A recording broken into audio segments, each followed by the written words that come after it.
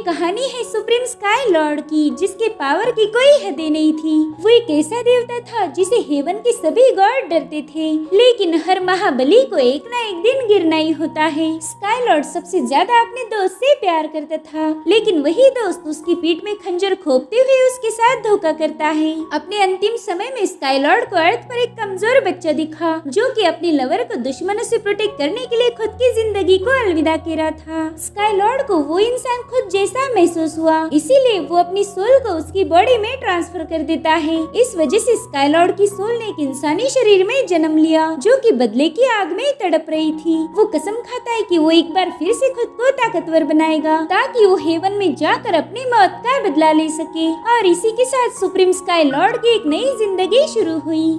तो कहानी की शुरुआत में हमें जूटी एंड हेवनली रेल्म दिखाई जाती है, जहाँ पर कैटास्ट्रोफी के बादल छाए हुए थे। तभी युनफी नाम का बंदा वहाँ पर पहुँच गया। वो हमारे हीरो शाओ चेन को आवाज दे रहा था और अब उसे ढूंढते हुए हेवनली गेट के पास आ जाता है। तभी एक पावरफुल स्लैश अटैक के साथ वहाँ पर शाओ चेन की एंट्री हो गई। उसने आते ही अपने जबरदस्त पंचेस के साथ युनफी की पिटाई करना शुरू कर दी थी। तो युनफी उसके अटैक से खुद को बचाने लगता है, मगर तभी शाओ चेन ने अपने वेपन से उस पे हमला कर उसे नीचे पटक दिया और अब वो अपने हेवनली पंच का यूज करते हुए इसे खत्म करने ही वाला था। तभी युनफी उससे कहता है कि भाई ये मैं हूँ, आखिर तुम मुझ पर बेवजह अटैक क्यों कर रहे हो।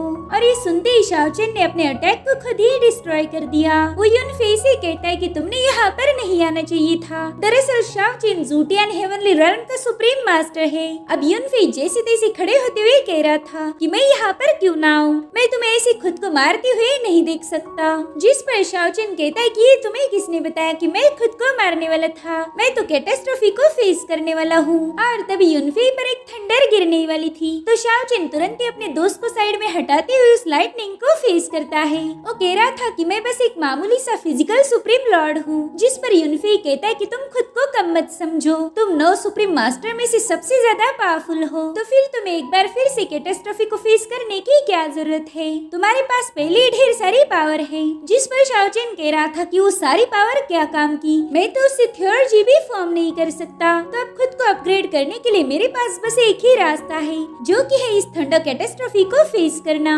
मुझे पता है कि ये बहुत खतरनाक होगा, लेकिन अगर मैं इसमें पास हो गया तो मैं तुरंत ही कल्टीवेशन की हायर लेवल पर पहुंच जाऊंगा। युनफी, अगर तुम वाकई मुझे अपना दोस्त मानते हो तो मेरी मदद करो। एक तो मैं इस कैटास्ट्रोफी को फेस करके पावरफुल बनूंगा या फिर खत्म हो जाऊंगा। इन दोनों ऑप्शन के अलावा तीसरा ऑप्शन तो मेरी डिक्शनरी में है ही नहीं। इतना कहकर वो सीधा कैटास्ट्रोफी की तरफ आगे बढ़ता है। वो जोर जोर से हंस रहा था। युनफी गुस्से में कहता है कि ये तो एक नंबर का पागल है, और फिर वो भी अपनी दोस्ती निभाने के लिए उसे फॉलो करने लगता है। जिसके बाद हमें जेनु रेल्म का टियान युआन रीजन दिखाया गया, जहाँ पर सोरिंग क्लाउड सेक्ट था। वेल, यहाँ के कुछ डिसाइपल अपने चीफ से मिलना चाहते थे, मगर चीफ के चमचे डिसाइपल्स को अंदर जाने से रोकने लगते हैं, जिनमें से एक है लियू हान। वो कह रहा था कि फिलहाल तो चीफ प्रैक्टिस में बिजी है, और वैसे भी वो तुम्हारे जैसे कमजोर डिसाइपल से नहीं मिलते। जिस पर वो बंदा कह रहा था कि मेरा चीफ से मिलना बहुत जरूरी है, हमारे सेक्ट में बाकी तीनों मेजर सेक्ट के जासूस है, वो लोग हमारे टाउन में है, और मेरे ख्याल से वो हम पर अटैक करने की फिराक में है।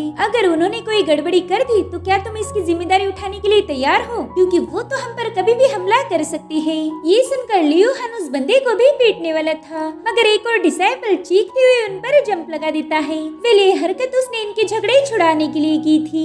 अब ये लोग तो साइड में हट चुके थे, मगर वो धड़ाम से नीचे गिर जाता है। वो कह रहा था भाई लोग यार आपस में लड़ाई क्यों कर रहे हो, और गाइस इसका नाम भी शाओ चेन है। लियू हान उससे कहता है कि शाओ चेन तुम टॉप 5 डिसाइपल में से एक हो, इसलिए मैंने इस बार तुम्हें छोड़ दिया। अगर दोबारा से ऐसी कोई हरकत की तो सबसे पहले तुम्हें ही पीटा जाएगा।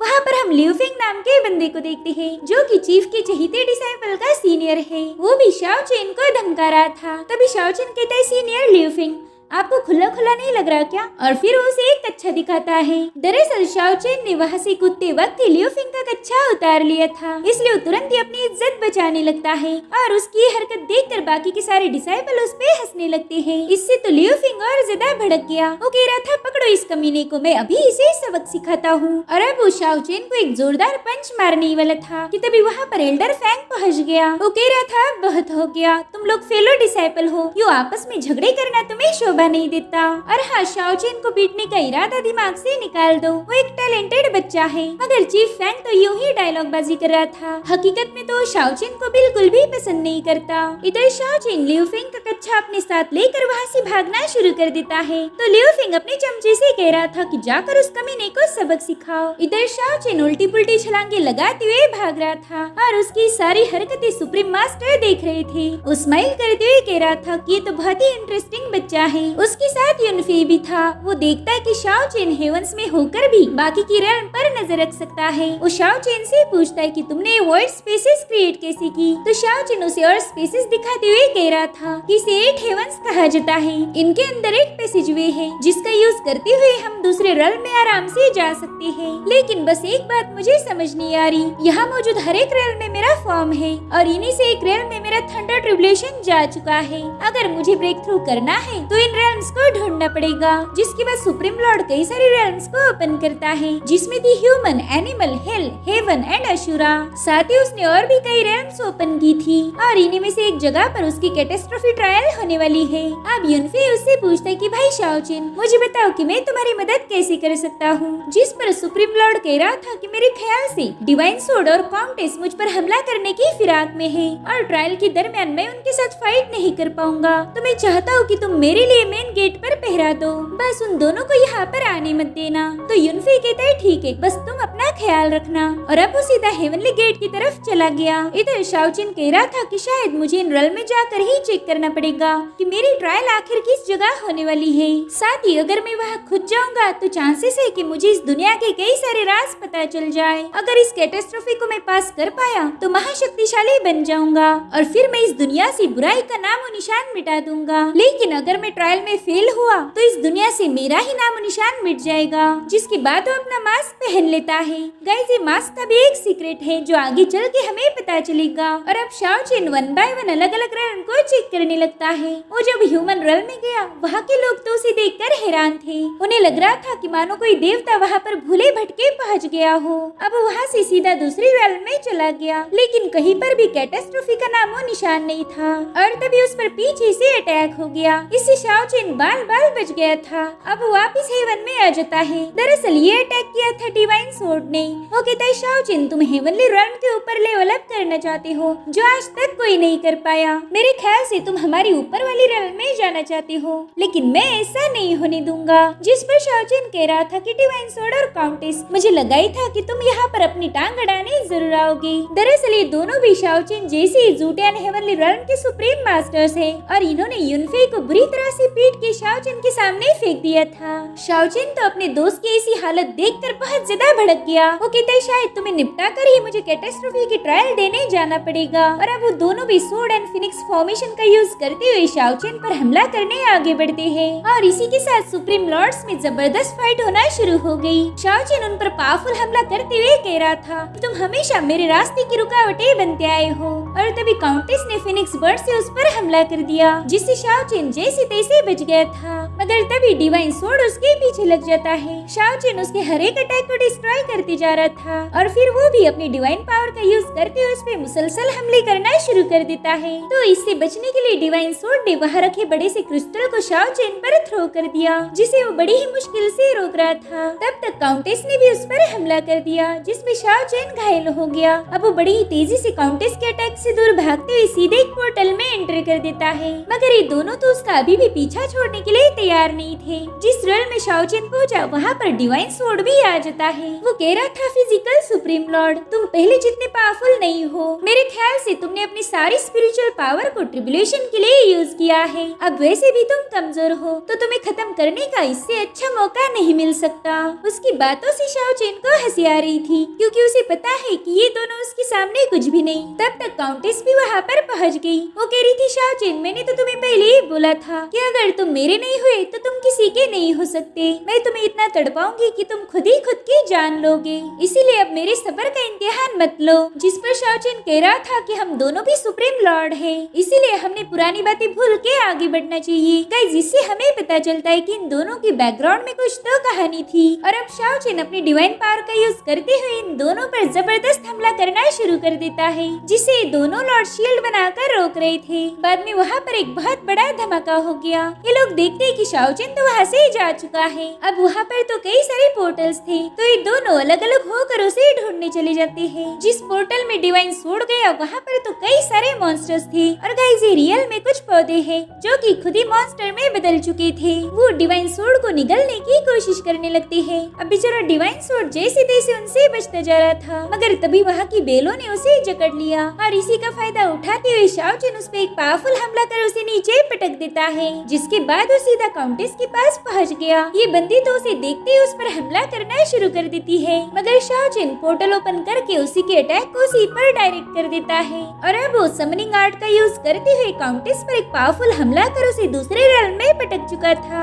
इस अटैक में काउंटेस बुरी तरह से घायल हो गई थी। शाओचिन, मुझे यकीन नहीं हो रहा कि तुमने मुझे इतना हर्ट किया। क्या तुम पुरानी सारी बातें भूल चुके हो? जिस पर वो कहता है कि एक तरफा प्यार का अंजाम बुरा होता है। मेरे दिल में तुम्हारे लिए कोई जज्बात नहीं। जब इंसान तबाह हुए थे तभी गॉड्स की प्रोग्रेस होना शुरू हो गई। ऐसा समझ लो कि इसी दरमियान पुराना शाओचिन भी मर चुका है। मगर हम शाओचिन की आंखों में आंसू देख पा रहे थे, मगर वो काउंटेस को अपनी कमजोरी दिखाना नहीं चाहता था। तो अब काउंटेस कहती है, ठीक है, आज तुम्हें मारने के लिए मैं खुद की कुर्बानी देने के लिए भी तैयार हूँ। तब तक डिवाइन सोर्ड भी वहाँ पर पहुँच गया। वो कह रहा था कि हम तुम्हें ट्रिबुलेशन पास नहीं करने देंगे, जिस पर शाओचिन कह रहा था कि वो तो मुझ पर डिपेंड करता है। तो अब ये लोग दोबारा से फाइट करना शुरू कर देते हैं। दोनों बिल्कुल भी नहीं चाहते थे कि शाओचिन लेवल अप करके असेंड कर पाए। इधर युनफे इन लोगों की फाइट देख रहा था। वो समझ गया था कि ये दोनों उसके दोस्त शाओचिन का पीछा तब तक नहीं छोड़ेंगे जब तक वो हार न मान ले। इधर शाओचिन उन्हें अलग अलग रोल में ले जाकर उल्लू बना रहा था,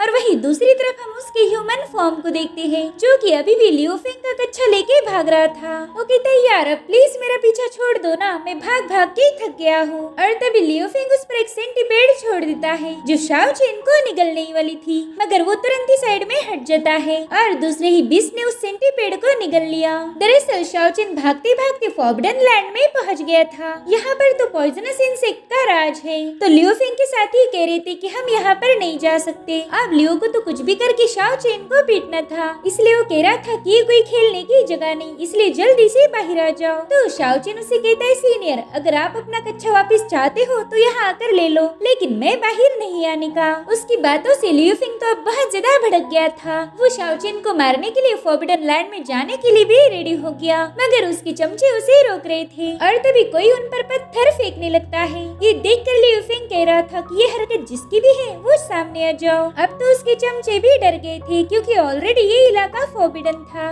वो कहते हैं कि हम इस बेवकूफ शाओचिन के लिए अपनी जान नहीं दे सकते। तो लियोफिंग कहता है, ठीक है शाओचिन, आज तो तुम बच गए, लेकिन तुम कभी न कभी तो सेक्ट में वापस आओगे। उस वक्त देखना मैं तुम्हारा क्या हश्र करता हूँ। जिसके बाद वो सभी लोग वहाँ से डर के मारे भाग गए। इधर शाओचिन जैसे पीछे मुड़ता है, उसके सामने एक बीस्ट था जो उसे निगलने के लिए तैयार तो है, मगर कोई उसे पीछे पुल कर रहा था। शाओचिन कहता है, मुझे पता है तुम कौन हो, अब जल्दी से सामने आ जाओ। वेले लड़की थी जियांग मेंग, जो कि सोरिंग क्लाउड सेक्ट की ही डिसाइपल है। शाओचिन कह रहा था कि मैं तो टॉप डिसाइपल में से एक हूँ, तो भला मैं तुम्हारी इन बच्चों वाले हरकतों से इतने आसानी से कैसे डर जाऊंगा। मेरे को तो पता है तुम ही ने उन लोगों पर पत्थर फेंके थे। क्यों, सही कहा ना मैंने? जिस पर वो कह रही थी कि मैं तो बस तुम्हारी मदद करना चाहती थी, और देखो तुमने अभी तक मुझे थैंक यू नहीं बोला। और तभी जियांग देखती है कि वहाँ की पुल से एक बीस्ट उस पर अटैक करने आ रहा, मगर शाओचिन उसे बचा लेता है। हालांकि उसका पालतू मेंढक उस बीस्ट का शिकार हो गया। अब शाओचिन उसे डांटते हुए कह रहा था कि तुमने इतनी खतरनाक जगहों पर नहीं आना चाहिए, जिस पर जियांग बता रही थी कि मेरा तुमसे मिलना जरूरी था। वो क्या है ना कि तुम हर बार भूल जाते हो। क्या तुम्हें सच में याद नहीं कि आज क्या है? और फिर वो उसे शराब का मटका दिखाने लगती है। अब अगले सीन में हम देखते कि शाओचिन तो शराब के नशे में धुत है। वो कह रहा था कि लो, आज एक और बर्थडे चला गया, यानी कि 1 साल बीत चुका है। हर बार बस तुम और हमारे मास्टर, तुम दोनों ही मेरा जन्मदिन याद रखते हो, लेकिन इस बार मास्टर हमारे साथ सेलिब्रेट नहीं कर सकते। उन्हें तो पॉइजन किया गया है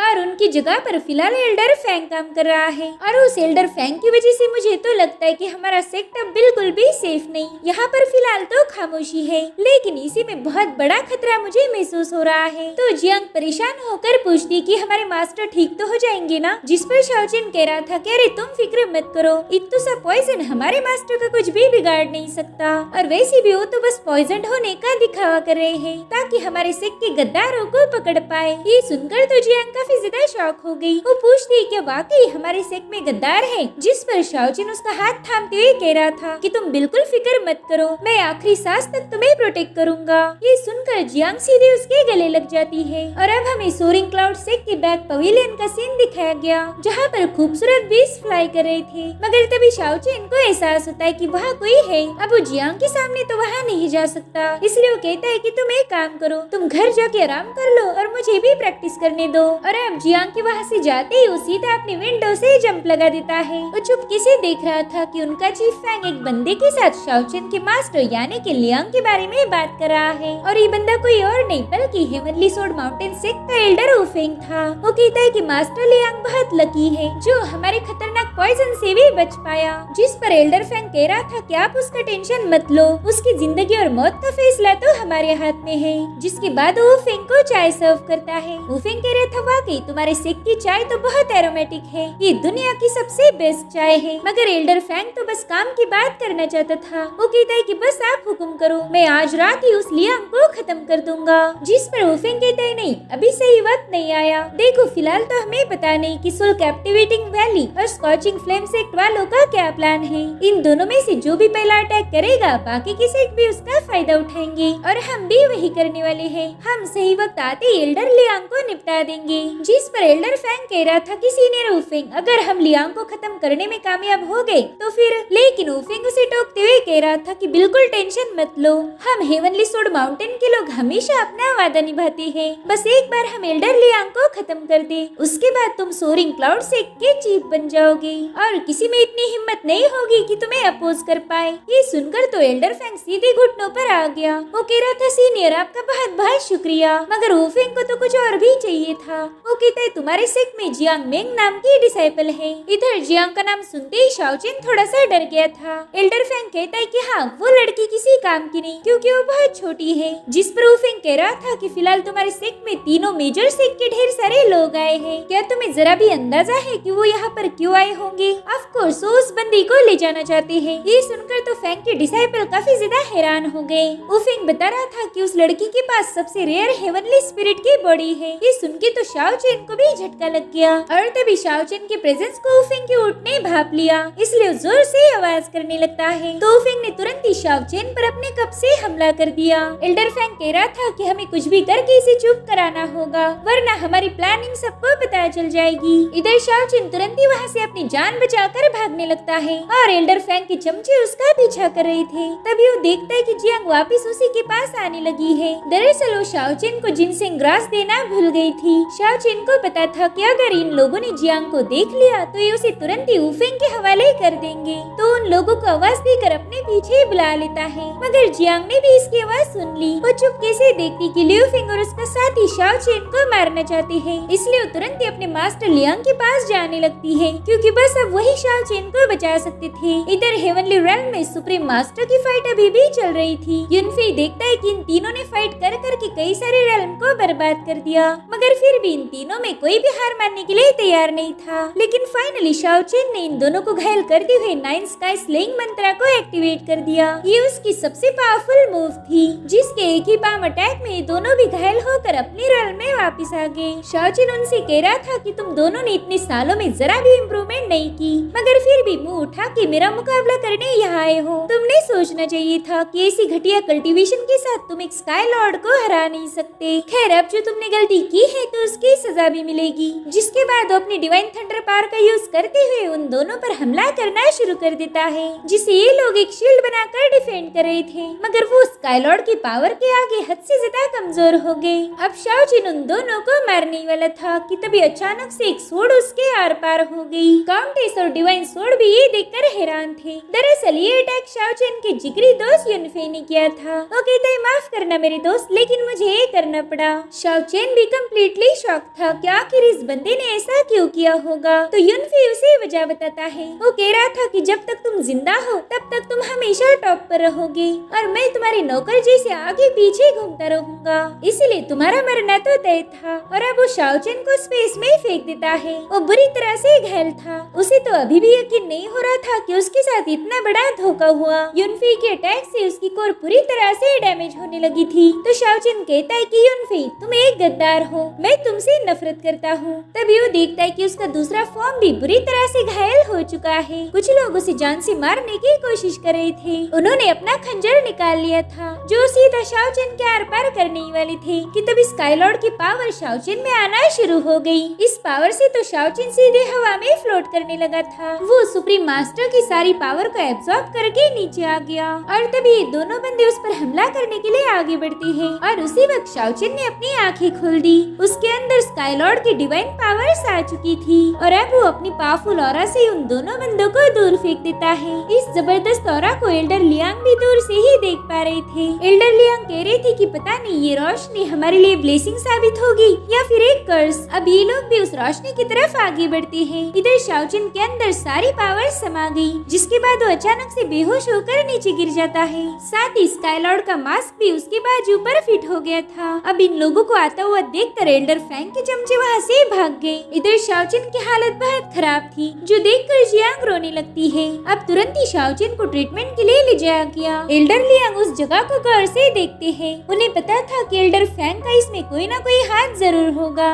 इधर स्काई लॉर्ड बताता है कि मैं बुरी तरह से घायल था। तभी मेरी डिवाइन कॉन्शियसनेस ने जल्दी से मेरी बॉडी को छोड़कर इस घायल बच्चे को पजेस कर लिया। अब मेरे पास खुद की बॉडी तो नहीं है, मगर मैं सब कुछ ठीक कर दूंगा। काउंटेस, डिवाइन सोर्ड और युनफे, तुम लोग ये मत समझना कि मैं मर चुका हूँ। मैं दोबारा से वॉइड को क्रश करते हुए ब्रेक थ्रू कर लूंगा, क्योंकि मैं कभी कोई काम अधूरा नहीं छोड़ता। मैं महाशक्तिशाली बन के तुमसे बदला लूंगा और तुम तीनों को अपना खून बहा के तुम्हारी की गई गलतियों का खामियाजा भुगतना पड़ेगा। जिसके बाद हम देखते कि supreme master Shao chain cultivate कर रहा था कि तभी वहाँ पर दूसरा शाओ चेन पहुँच जाता है। वो देखता है कि उसके माइंड स्पेस में बहुत ही स्ट्रॉन्ग एनर्जी फ्लो कर रही है, जिसे वो खुद भी छू नहीं सकता था। और तभी उसकी नजर पड़ती है सुप्रीम लॉर्ड पर। उसे देखते ही शाओ चेन को सब याद आ गया कि कैसे सुप्रीम लॉर्ड ने सही समय पर उसकी मदद की। वो कह रहा था, सीनियर, मैं आपका शुक्रिया अदा करना चाहता हूँ, आपने मेरी जान बचाई। लेकिन सुप्रीम लॉर्ड शाओ चेन तो अपनी धुन में मगन था। वो सोचता है कि सुप्रीम लेवल की स्किल अभी भी मेरे सोल में मौजूद है,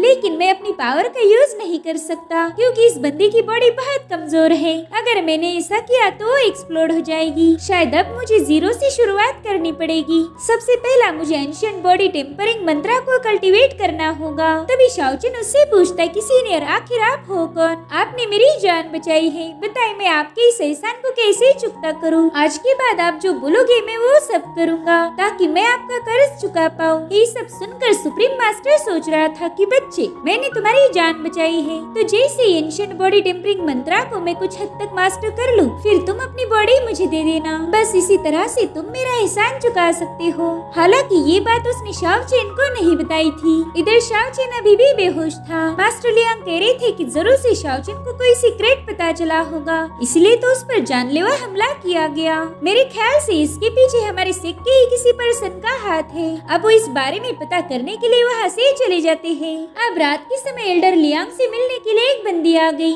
इसे हिडन मिस्ट के नाम से भी जाना जाता है और ये एल्डर लियांग की जासूस है। वो बताती है कि हमारी लिंगशाओ सिटी में बहुत सारे अजीब से लोग आ चुके हैं। मेरे ख्याल से वो 3 मेजर सेक्ट के मेंबर होंगे और उनके इरादे मुझे बिल्कुल भी ठीक नहीं लग रहे। जिस पर एल्डर लियांग कह रही थी कि शायद एक बार फिर से तूफान आने वाला है, हमें उसके लिए तैयार रहना होगा। जिसके बाद हमें लिंगशाओ सिटी दिखाई जाती है, जहाँ पर एक बंदी अपनी खूबसूरती के जलवे दिखाते हुए एक बंदे को अपने पास बुला रही थी। वो बंदा तो बस उसके इशारों पर नाच रहा था। जिसके बाद वो फाइनली उसे अपनी बाहों में ले लेता है, लेकिन तभी उस लड़की ने उस पर हमला कर दिया, जिससे वो बंदा पूरी तरीके से पजेस हो गया था। दरअसल ये लड़की सोल कैप्टिवेटिंग वैली की डिसाइपल थी। वो कहती है ये सभी मर्द एक जैसे हैं। खूबसूरत लड़की देखते ही लार टपकाना शुरू कर देते हैं और इसीलिए तो मैं बड़ी आसानी से इन्हें अपना पपेट बना लेती हूँ। हम देख पाते हैं कि वाकई इस बंदी ने उसे पूरी तरह से अपने वश में कर लिया था और अब वो अपने इस पपेट का यूज करते हुए एक बंदे पर हमला कर देती है। वो पपेट सीधा उसकी तरफ भाग रहा था मगर उस बंदे ने तुरंत ही इस पपेट को खत्म कर दिया।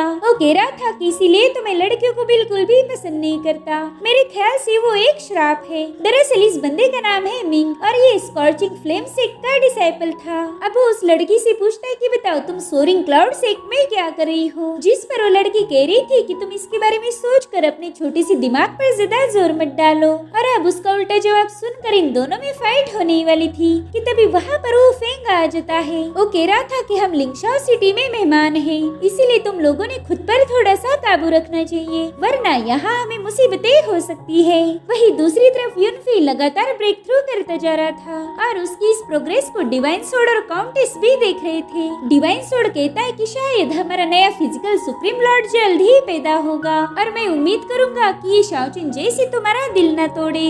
शाओचिन तो तुमसे ब्रेकअप करके भाग गया था, जिस पर काउंटेस कहती कि शाओचिन मर चुका है, इसलिए पुरानी बातों को मत निकालो। शाओचिन तो बस मेरा एक पास था। जिस पर डिवाइन सोड कहता है कि अब शाओचिन की मौत के बाद हमें हेवनली गेट को छोड़ने का चांस मिलेगा। हम दोनों भी ब्रेक थ्रू करके असेंड हो सकते हैं। शायद हमारी तकदीर में यही लिखा था, इसलिए तो हम उस पावरफुल शाओचिन को मार पाए। अब इन दोनों को कौन समझाए कि शाओचिन तो इनसे बदला लेने आने वाला है। वही दूसरी तरफ शाओचिन को सुप्रीम लॉर्ड की मेमोरीज के पीसेस दिखने लगते हैं, जिसे देखकर लॉर्ड काफी ज्यादा इम्प्रेस हो गया और इन्हीं मेमोरीज को देख के शाओचिन को होश जाता है। जियांग तब उसी के पास बैठी हुई थी और रोते हुए बताती कि तुम कई दिनों से बेहोश थे। मास्टर लियांग भी तुम्हारे लिए बहुत ज्यादा परेशान हो गए। अच्छा हुआ कि तुम्हें होश आ गया। वही दूसरी तरफ हमें दिखाया जाता है कि स्कोचिंग फ्लेम सेक्ट के लोग सोरिंग क्लाउड सेक्ट पर हमला करने पहुंच चुके हैं। वो कह रहे थे चलो जल्दी से हमारे स्वागत की तैयारी करो, लेकिन सोरिंग क्लाउड सेक्ट वाले उन्हें जरा भी भाव नहीं दे रहे थे, जिस वजह से उन लोगों ने तुरंत ही वहाँ पर तबाही मचाना शुरू कर दी। तो सोरिंग क्लाउड सेक्ट वालों ने भी उनके साथ फाइट करना शुरू कर दी। तब तक वहाँ पर स्कॉचिंग फ्लेम सेक्ट का मास्टर हाउली भी पहुंच चुका था। ये बंदा बहुत ही ज्यादा पावरफुल है, तो उसे वहाँ देख कर एल्डर लियांग को भी बाहर आना पड़ता है। वो ताना मारते हुए कह रही थी कि माफ करना, हम तुम्हारा ढंग से स्वागत नहीं कर पाए। और फिर क्या इन दोनों में भी फाइट शुरू हो गई। एल्डर लियांग कह रहे थे कि तुम अपने पावरफुल डिसाइपल लेकर यहाँ आए हो, इसका मतलब है कि तुम्हें यहाँ पर जरूर से कोई इम्पोर्टेंट काम होगा, तो चलो अब जल्दी से मुद्दे पर आ जाओ। जिस पर होली कह रहा था कि मैं तुम्हारी सेक्ट की डिसाइपल जियांग को अपने साथ ले जाना चाहता हूँ। ये सुनकर एल्डर तो बहुत ज्यादा भड़क गए थे, क्योंकि शाओचिन और जियांग बस ये दोनों ही उनके सबसे खास डिसाइपल थे। तो अब एल्डर लियांग ने तुरंत आइस फ्लेम पाइथन फॉर्मेशन को बना लिया, जिसमें से एक बड़ा सा पाइथन बाहर आ चुका था और अब वो तुरंत ही होली पर अटैक कर देते हैं। लेकिन होली भी कुछ कम नहीं था, वो भी जल्दी से डीमन फ्लेम ब्लैक को एक्टिवेट करते हुए एल्डर लियांग पर काउंटर अटैक कर देता है। साथ ही इन दोनों सेक्ट के डिसाइपल में भी तगड़ी फाइट शुरू हो गई थी। वही दूसरी तरफ इन दोनों एल्डर्स के स्पिरिचुअल बीस्ट एक दूसरे को मारने के चक्कर में डिस्ट्रॉय हो गए। उसके बाद ये दोनों एल्डर नीचे आ जाती है। होली किसी भी कीमत पर जियांग को अपने साथ ले जाना चाहता था, इसीलिए वो अपने दो डिसाइपल्स को जियांग को लाने के लिए सेक्ट में भेज देता है। वही दूसरी तरफ हम जियांग को देखते हैं जो शाओचिन को खाना खिला रही थी। दरअसल इन दोनों को कोई खबर नहीं थी कि उनके सेक्ट में हो क्या रहा है। और तभी वहाँ पर स्कॉचिंग फ्लेम सेक्ट के दो बंदे पहुँच जाते हैं। जियांग उन्हें वहाँ आने के लिए डांट रही थी। वो कहती है कि तुम ऐसे ही मुंह उठा के किसी के रूम में कैसे घुस सकते हो, चलो जल्दी से यहाँ से दफा हो जाओ। जिस पर डिसाइपल कह रही थी कि हम तो तभी दफा होंगे जब तुम हमारे साथ चलोगी। इधर शाओचिन में जरा भी पावर नहीं थी, तो उठते ही गिर जाता है। तभी सुप्रीम मास्टर उससे कह रहा था कि बच्चे तुम्हारी कंडीशन देखते हुए मैं तुम्हें एक सलाह देना चाहता हूँ। फिलहाल तुमने अपनी पावर का बिल्कुल भी यूज नहीं करना चाहिए, वरना तुम दूसरों को क्या खुद को भी बचा नहीं पाओगे। मैं नहीं चाहता कि तुम बेवजह मारी जाओ। तो शाओचिन जैसे तैसे उठते हुए कह रहा था कि सलाह के लिए शुक्रिया, लेकिन जियांग कोई पराई नहीं, चाहे कुछ भी हो जाए मैं उसे कभी हर्ट नहीं होने दूंगा, भले ही उसके लिए मुझे अपनी जान ही क्यों ना देनी पड़े, लेकिन जब तक मैं जिंदा हूँ तब तक उसे प्रोटेक्ट करूंगा। अब शाओचिन की बातें सुनकर उस बंदे ने तुरंत ही सोल ब्रेकिंग फायर पाम को एक्टिवेट करते हुए शाओचिन शाओचेन पर हमला कर दिया, लेकिन जियांग ने तुरंत ही शाओचेन को साइड में हटा दिया, जिस वजह से वो खुद ही इस अटैक से घायल हो गई। ये देखकर शाओचेन काफी ज्यादा डर गया था। वो तुरंत ही उसे संभालने लगता है। अब उस बंदे का अटैक तो बहुत ही ज्यादा स्ट्रॉन्ग था, जिस वजह से जियांग बेहोश हो गई और ये देखकर उस दूसरे डिसाइपल की फट जाती है। वो कहते हैं सीनियर, कहीं ये लड़की मरमुरा तो नहीं गई? जिस पर वो कह रहा था कि मर भी गई तो हमें क्या, हम उसकी लाश को भी अपने साथ ले जाएंगे। अब ये सुनकर शाओचेन को आ गया था गुस्सा, तो जल्दी से crane under the autumn moon technique का यूज करते हुए उन पर हमला कर देता है। मगर शाओचेन तो पहले ही बुरी तरह से घायल था, तो उसके अटैक में भी इतनी पावर नहीं थी कि उस बंदे को मार पाए। अब वो बंदा तुरंत ही उसे डिस्ट्रॉय करते हुए शाओचेन पर ही काउंटर अटैक कर देता है। इधर सुप्रीम मास्टर कह रहा था कि शायद इसे ही मॉर्टल्स की दुनिया में प्यार में अंधा होना बोलते होंगे। ये बंदा तो इतना भी समझ नहीं पाया कि एक अटैक में ही मारा जा सकता है। लोग तो वाकई प्यार में पागल हो जाते हैं, और आज ये मैंने अपनी आंखों से देख भी लिया। तब तक शाओचेन नीचे गिर गया। अब वो सीधा अपनी माइंड स्पेस में पहुंच जाता है। वो दोबारा से उठने की कोशिश कर रहा था, लेकिन इस बार वो अपनी बॉडी को कंट्रोल नहीं कर पाता। तभी सुप्रीम मास्टर उससे कहती कि बच्चे, तुम काफी स्ट्रांग हो, इतनी खतरनाक इंजुरीज के बावजूद भी तुम बिस्तर से उठ पाए, लेकिन अब तुम्हारी बॉडी तुम्हारी नहीं रही, वो मेरे लिए एक वेसल बन चुकी है ताकि मैं दोबारा से जिंदा हो पाऊँ। ये सुनकर तो शाओचेन बहुत ज्यादा शॉक हो गया था। वो कहता ये बॉडी मेरी है तो इसे तुम कैसे ले सकते हो? जिस पर सुप्रीम मास्टर कह रहा था कि बच्चे, शायद तुम अभी तक समझे नहीं,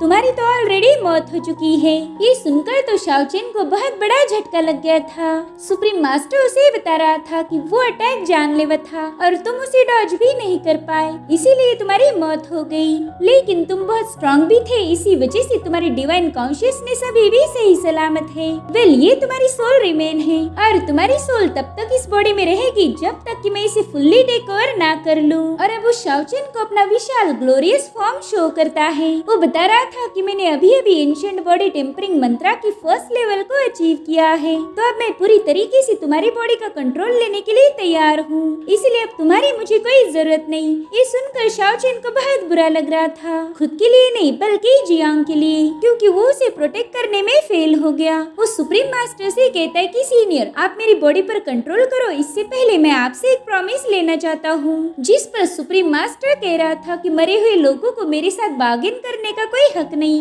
अब ये सुनकर शाओचेन को गुस्सा आ गया था। वो दोबारा से अपनी बॉडी पर कंट्रोल हासिल करने के लिए अपनी सोल को बर्न करना शुरू कर देता है। अब जब तक वो खुद हो के सुप्रीम मास्टर को अपनी बॉडी नहीं देता, तब तक वो उसका कुछ भी बिगाड़ नहीं सकते थे। और अब शाओचेन अपनी सोल पावर का यूज करते हुए दोबारा से जिंदा हो जाता है। उसे तो बस जियांग को बचाना था। वही दूसरी तरफ हम एक मोटे बंदे को देखते हैं। वे भी सोरिंग क्लाउड से का डिसाइपल है। वो एक बड़ी सी तंगड़ी खाने में बिजी था कि तभी वो देखता है कि दो लोग जियांग को अपने साथ ले जा रहे हैं। तब तक शाओचेन भी जैसी तैसी वहाँ पर पहुँच गया। अब उन बंदों को रोकने की कोशिश करता है, मगर उसमें ज्यादा पावर बची नहीं थी, तो वो बस उन लोगों को उठा उठा के पटकने लगता है। तब तक जियांग को भी थोड़ा सा होश आ गया। वो देखती कि शाओचेन उन डिसाइपल्स की लाते खा के भी उसे बचा रहा है। इधर शाओचेन पावर यूज नहीं कर सकता था, इसलिए उन बंदों को काटना शुरू कर देता है। अब इधर काटने का प्रोग्राम चालू ही था कि तब तक वो मोटो डिसाइपल भी वहाँ पर आ जाता है। शाओचेन उससे कह रहा था कि जल्दी से जियांग को यहाँ से लेकर जाओ।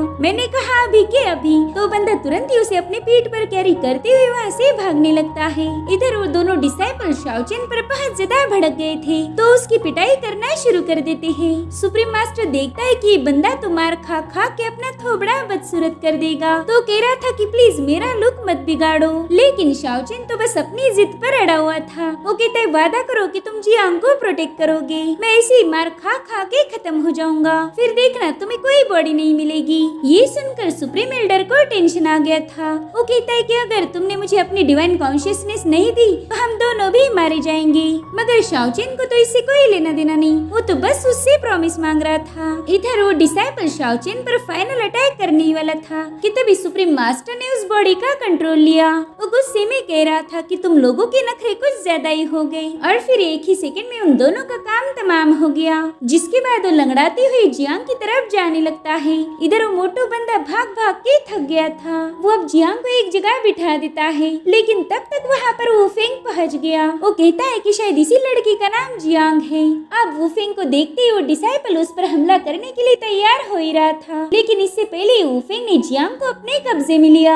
साथ ही उस मोटू डिसाइपल को पेड़ पर टांग देता है ताकि वो दोबारा से उसका पीछा न कर पाए। इधर सुप्रीम लॉर्ड कह रहा था कि इस नई बॉडी में तो मुझे चलने को भी नहीं आ रहा, शायद इसकी आदत होने में थोड़ा सा टाइम लगेगा। वो लंगड़ाते हुए उसी पेड़ के पास पहुंच चुका था जिस पर वो मोटू डिसाइपल टंगा हुआ है। उसे बताता है कि जियांग को एक बंदा यहाँ से ले गया। तो सुप्रीम मास्टर अपनी डिवाइन पावर का यूज करते हुए चेक करता है। वो आसानी से देख पा रहा था कि जियांग तो वूफेंग के कब्जे में है। इधर शाओचेन उससे रिक्वेस्ट कर रहा था कि प्लीज मेरी जियांग को बचा लीजिए, वरना मैं अपनी बॉडी दोबारा से वापस लूंगा। तो बेचारा सुप्रीम मास्टर कह रहा था कि ये क्या मुसीबत है यार, मैं कहाँ इस आशिक के चक्कर में फंस गया। खैर अब फंस गए तो क्या ही कर सकते हैं। जिसके बाद वो अपनी अजीब सी चाल चलते हुए वूफेंग के पास पहुँच गया। तब तक वूफेंग भी उसके साथ फाइट करने के लिए अपनी तलवार बाहर निकाल लेता है। वो कह रहा था कि मैं हूँ वूफेंग और मैं हेवनली सोर्ड माउंटेन सेक्ट का एल्डर हूँ। और इस पर सुप्रीम मास्टर ने उसे अपना बेहतरीन डायलॉग फेंक के मारा। वो कह रहा था कि तुम मेरी नजरों में कुछ भी नहीं हो, इसलिए खुद को इंट्रोड्यूस करने की तकलीफ मत उठाओ। जिसके बाद वो अपनी सुप्रीम ट्रेजर स्पेस को ओपन कर देता है। इसमें उसके पावरफुल और बेहतरीन आर्मर रखे हुए थे और उन्हीं में से सुप्रीम मास्टर ने अपने मास्क को उठा लिया। वेल मास्क खुद में एक सुप्रीम लेवल का टैलिस्मान है। अब सुप्रीम मास्टर उससे कहता है कि दोस्त काफी दिनों के बाद हमारी मुलाकात हुई। वेल इस मास्क का नाम है हार्टलेस मास्क और अब उसे पहनते ही शाओचेन में डिवाइन पावर एंटर करती है। उसकी पूरी बॉडी जबरदस्त और ऐसे ग्लो कर रही थी और अब वूफेंग ने उस पर हमला करना शुरू कर दिया, मगर सुप्रीम मास्टर बड़े ही स्टाइल के साथ उससे बचता जा रहा था। शाओचेन कहते वाह सीनियर वाह, आप तो बड़े तेज हो। जिस पर सुप्रीम मास्टर कह रहा था काय का तेज, मैं तो बस ये चाहता हूँ कि मेरी नई बॉडी घायल न हो। और अब उसने भी काउंटर अटैक करते हुए वूफेंग को एक ही पंच में दूर पुश कर दिया। वूफेंग समझ गया था कि ये बंदा बहुत ज्यादा पावरफुल है, तो तुरंत ही अपनी डिवाइन सोर्ड मंत्रा को एक्टिवेट कर देता है। उसके ऐसा करते ही उसकी सोर्ड बड़ी ही तेजी से शाओचेन की तरफ अटैक करने आगे बढ़ रही थी, मगर वो अपने एक ही पावरफुल पंच और लात मार के उस सोर्ड को वापस वूफेंग के पास भेज चुका था। इस अटैक की वजह से स्काईलॉर्ड को थोड़ी सी चोट लग गई थी, तो वो बड़े ही स्टाइल के साथ अपना ब्लड टेस्ट करते हुए कह रहा था कि मुझे लगा नहीं था कि ये बंदा मुझे हर्ट कर पाएगा, लेकिन ये भी सही है। वैसे भी बिना आर्मर के फाइट करने का मजा ही कुछ और है। इधर वूफेंग ने दोबारा से उस पर हमला कर दिया, लेकिन स्काईलॉर्ड बड़ी ही तेजी से उसकी सोर्ड से बचता जा रहा था और इसी वक्त उसे कुछ फील हुआ। वो कह रहा था कि अरे वाह, मैं तो एंशिएंट बॉडी टेम्परिंग मंत्रा की सेकंड लेवल पर पहुंच चुका हूँ। जिस पर वूफेंग कहता है क्या कहा, मुझे तो कुछ भी समझ नहीं आ रहा। साथ ही स्काईलॉर्ड देखता है कि अब तो उसकी चोट भी हील हो चुकी है और अब अटैक करने की बारी स्काईलॉर्ड की थी। वो अपनी खास टेक्निक हेवनली डीमन पाम को एक्टिवेट कर देता है। स्काईलॉर्ड की ये मूव इतनी जबरदस्त थी कि वो जमीन चीरते हुए वूफेंग की तरफ आगे बढ़ने लगती है। वूफेंग को तो कुछ भी समझ नहीं आ रहा था कि आखिर वहाँ पर हो क्या रहा है। वूफेंग देखता है कि जमीन को फाड़ते हुए एक गोल्डन पाम बाहर आ चुका है, तो उसे बचने की पूरी कोशिश कर रहा था, मगर फाइनली उसमें पूरी तरह से ट्रैप हो गया। सुप्रीम लॉर्ड बता रहा था कि हेवनली डीमन पाम टेक्निक एक मामूली सी मूव है, मगर है तो ये हेवन की सुप्रीम कैटेगरी की टेक्निक। तुमने तो खुद को लकी समझना चाहिए, क्योंकि तुम वो पहले ह्यूमन हो जिस पर मैंने अपनी मूव का यूज किया है। इधर वूफेंग तड़पते हुए पूछ रहा था कि भाई आखिर तो है कौन, जिस पर सुप्रीम लॉर्ड तेवर दिखाते हुए कह रहा था कि तुमने फिजिकल सुप्रीम लॉर्ड का नाम तो सुना ही होगा। जिसके बाद वो बड़े ही ब्रूटल तरीके से वूफेंग को क्रश कर देता है और इसी के साथ ये एपिसोड यहीं पर एंड हो जाता है। गाइस अगर आपको ये वीडियो जरा भी अच्छा लगा हो तो इसे लाइक और एक प्यारा सा कमेंट जरूर कर देना। Thank you so much for watching. Bye bye, take care.